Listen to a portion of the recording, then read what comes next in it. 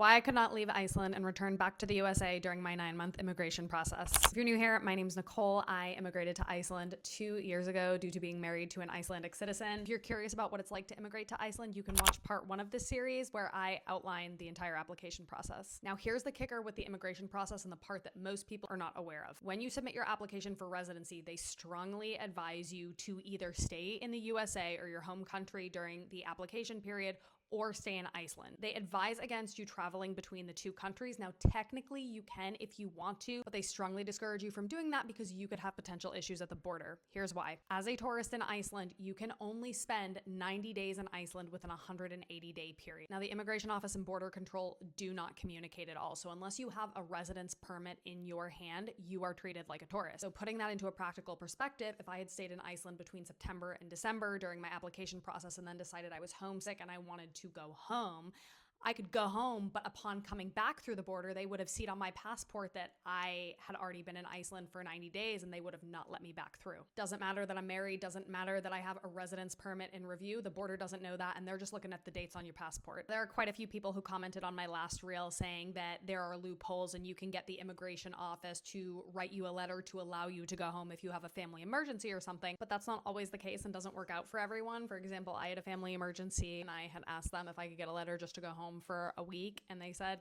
sorry, there's not really much we can do to help you, but best of luck. Yes, there are sometimes exceptions to the rule and sometimes people can do you favors, but it's not guaranteed. And this is in no way to poo-poo on Iceland's immigration system. I understand that there are rules and policies for a reason, which is why I'm sharing this for people who are about to enter that immigration process so they know what to expect and what the requirements and restrictions are. Comment any questions you have below.